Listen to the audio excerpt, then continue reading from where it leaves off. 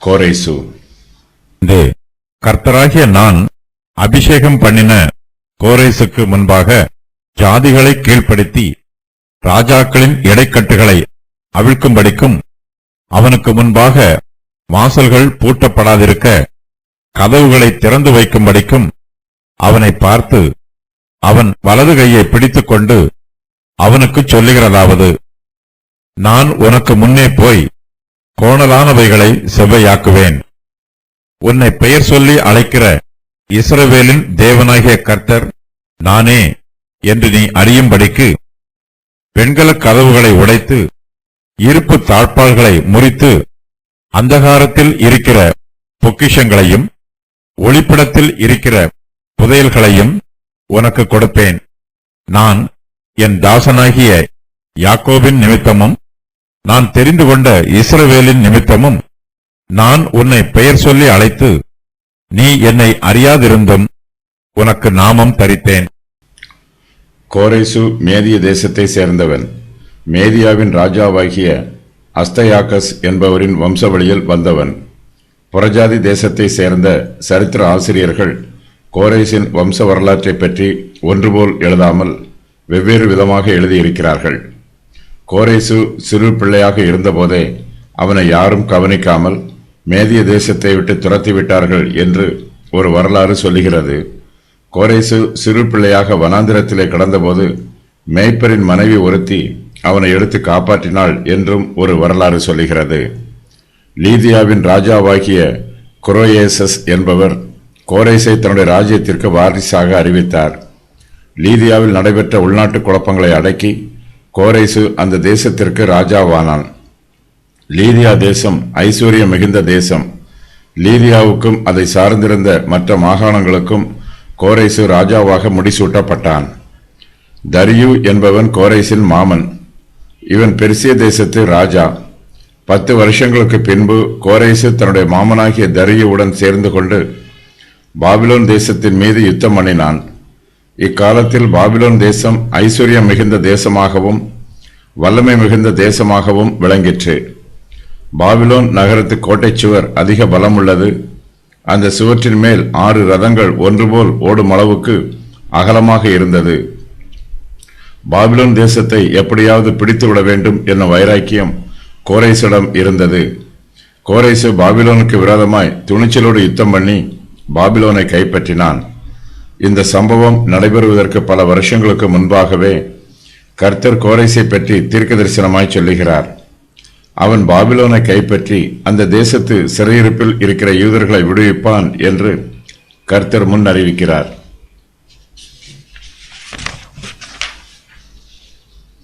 கர்த்தர் கோரேசுக்காக பெரிய காரியங்களை செய்வார். தம்முடைய ஜனத்தை விடுவிப்பதற்காக கர்த்தர் கோரேசை தம்முடைய பலத்தினால் இடைக்கட்டு கட்டுவார். கர்த்தருடைய அனுகிரகத்தினால் கோரேசு பாபிலோன் தேசத்தின் மீது யுத்தம் பண்ணி அதை பிடிப்பான். அவன் ஐஸ்வர்யம் மிகுந்த ராஜாவாவான். அநேக தேசங்கள் கோரேசுக்கு கப்பம் கட்டி அவனை பணிந்து கொள்ளும். அந்த தேசத்தார் அவனுக்கு தங்கள் பணத்தையும் மனுஷரையும் கொடுத்து தங்கள் ஆதரவை தெரிவிப்பார்கள். கோரேசு தேவனால் அபிஷேகம் பண்ணப்பட்டவன். கர்த்தர் தம்முடைய ஊழியத்தை செய்வதற்காக கோரேசை தெரிந்து கொண்டார்.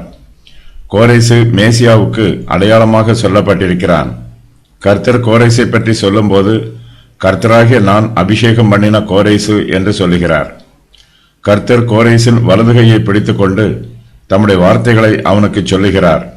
இஸ்ரவேலின் ராஜா சீரியருக்கு விரோதமாய் தன்னுடைய அம்பை எய்தபோது எலிசா ராஜாவின் கையை பிடித்துக் கொண்டது போல கர்த்தர் கோரேசின் வலது கையை பிடித்துக் கொள்கிறார். எலிசா அவனை பார்த்து வில்லையும் அம்புகளையும் பிடியும் என்றான். அப்படியே வில்லையும் அம்புகளையும் பிடித்துக் கொண்டான். அப்பொழுது அவன் இஸ்ரவேலின் ராஜாவை நோக்கி, உம்முடைய கையை வில்லின் மேல் வையும் என்றான். அவன் தன் கையை வைத்தபோது எலிசா தன் கைகளை ராஜாவுடைய கைகள் மேல் வைத்து கிழக்கே இருக்கிற ஜன்னலை திறவும் என்றான். அவன் அதை திறந்தபோது எலிசா எய்யும் என்றான். அவன் எய்தபோது அவன், அது கர்த்தருடைய ரட்சிப்பின் அம்பும் சீரியரின்று விடுதலையாக்கும் ரட்சிப்பின் அம்புமானது. நீர் ஆப்பக்கிலே சீரியரை தீர முறியடிப்பீர் என்றான். 2 ராஜாக்கள் 13:15-17 வரை. கர்த்தர் கோரேசின் வலது கையை பிடித்துக் கொண்டிருக்கிறார். ஆகையினால் யாராலும் கோரேசை எதிர்த்து நிற்க முடியாது. கர்த்தர் கோரேசுக்கு முன்பாக ஜாதிகளை கீழ்ப்படுத்துவார், ராஜாக்களின் இடைக்கட்டுகளை அவிழ்ப்பார். கோரேசுக்கு முன்பாக வாசல்கள் பூட்டப்படாமல் இருக்கும், கதவுகள் திறக்கப்பட்டிருக்கும். இஸ்ரவேலின் தேவனாகிய கர்த்தரே கோரேசுக்கு முன்னே போய் கோணலானவைகளை செவ்வையாக்குவார். ஜனம் பெருத்த தேசங்கள் கோரேசை சேவிக்கும். யுத்தம் கர்த்தருடையது. இந்த யுத்தத்தில் கோரேசுக்கு வெற்றி உண்டாகும். பலமிக்க ராஜாக்கள் கூட கோரேசுக்கு முன்பாக கீழே விழுவார்கள். கர்த்தர் அந்த ராஜாக்களின் இடைக்கட்டுகளை அவிழ்த்து போடுவார். பெல்ஷாத்சாரின் காலத்தில் இந்த வாக்கியம் அப்படியே நிறைவேறிற்று. சுவற்றிலே கையினால் எழுதப்பட்ட எழுத்துக்களை பார்த்தபோது ராஜாவினுடைய இடுப்பின் கட்டுகள் தளர்ந்தது. அப்பொழுது ராஜாவின் முகம் வேறுபட்டது. அவனுடைய நினைவுகள் அவனை கலங்க பண்ணினது. அவனுடைய இடுப்பின் கட்டுகள் தளர்ந்தது. அவனுடைய முழங்கால்கள் ஒன்றோடொன்று மோதிக்கொண்டது. தானியேல் 5:6. கோரேசுக்கு முன்பாக பெரிய பட்டணங்களும் தோற்றுப்போகும். அவை அவனுக்கு முன்பாக வந்து சரணடையும். எந்த பட்டணமும் கோரேசுக்கு விரோதமாக யுத்தம் பண்ண வரமாட்டார்கள். அந்நிய தேசத்து பட்டணங்களின் வாசல்கள் கோரேசுக்கு பூட்டப்படாமல் இருக்கும். அதன் கதவுகள் கோரேசுக்காக எப்போதும் திறந்து வைக்கப்பட்டிருக்கும். தங்களால் கோரேசோடு யுத்தம் பண்ண முடியாது என்று எல்லா பட்டணத்தாரும் அறிந்து வைத்திருப்பார்கள். கோரேசோடு யுத்தம் பண்ணுவதற்கு பதிலாக அவனுக்கு முன்பாக சரணடைய விரும்புவார்கள்.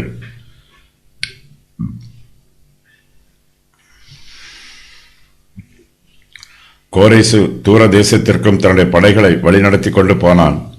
ஆபத்தான வழிகளாக இருந்தாலும் அங்கும் அஞ்சாமல் போனான். யுத்தம் அவனுக்கு எளிதாய் இருந்தது.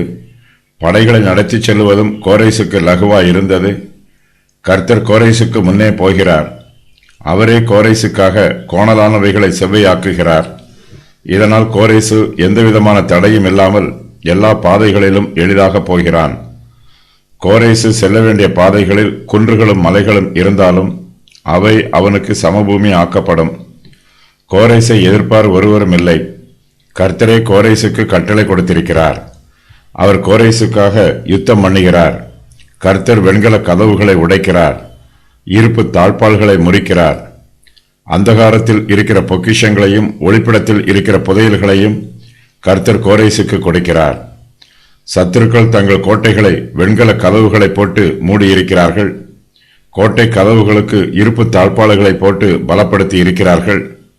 பாபிலோன் நகரத்தில் 100 வெண்கல கதவுகள் இருந்ததாக சரித்திர ஆசிரியர்கள் சொல்லுகிறார்கள்.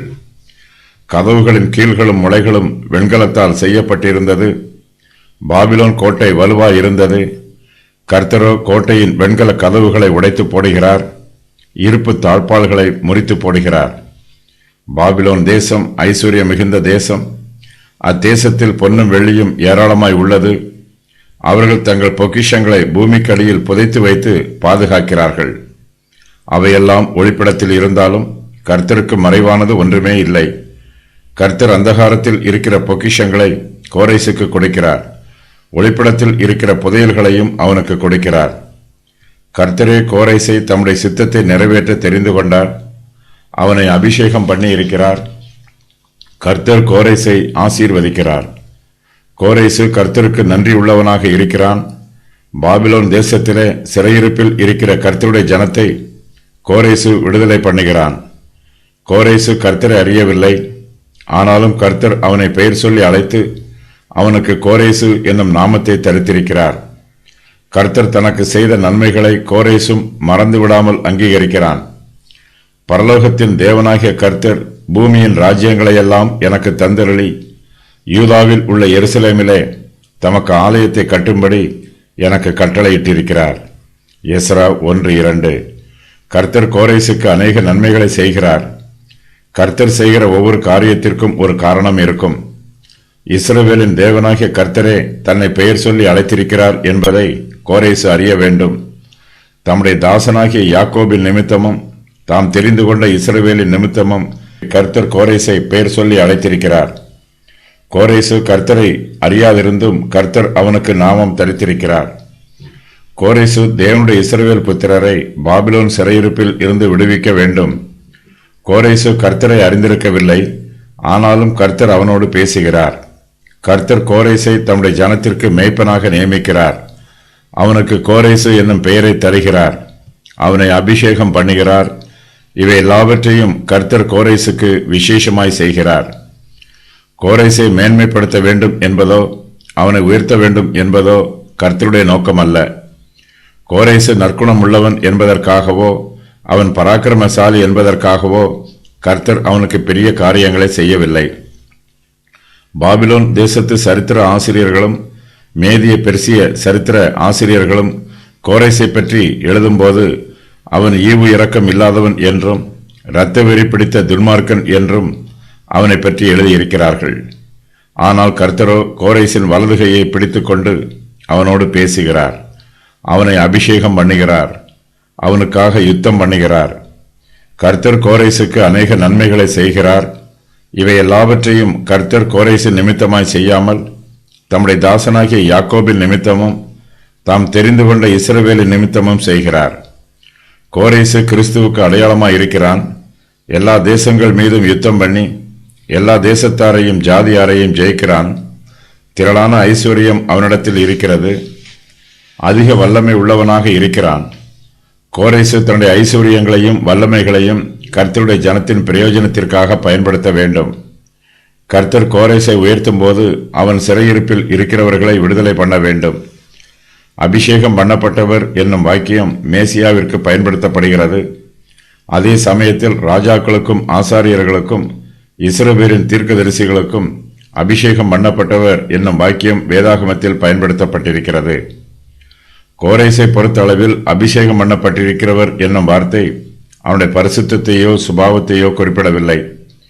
ஒரு குறிப்பிட்ட வேலையை செய்வதற்காக கோரேசு நியமிக்கப்பட்டிருப்பதையே இந்த வார்த்தை குறிப்பிடுகிறது. தேவனுடைய ஜனங்களுக்கு நன்மையான காரியங்களை செய்வதனால் கோரேசு நீதிமான் என்று அழைக்கப்பட்டிருக்கிறான். கோரேசை பற்றிய செய்திகள். கர்த்தர் அவனை எழுப்புவார். கர்த்தர் அவனை அழைப்பார். கர்த்தர் அவனை ராஜாக்கள் மீது ஆளுகை செய்யுமாறு செய்வார். கர்த்தர் அவனுடைய கைகளில் தேசங்களை கொடுத்து அவற்றை அழிக்குமாறு செய்வார். அவனுடைய வலது கையை பிடித்துக் கொள்வார். அவன் தேசங்களை கீழ்ப்படுத்துவான்.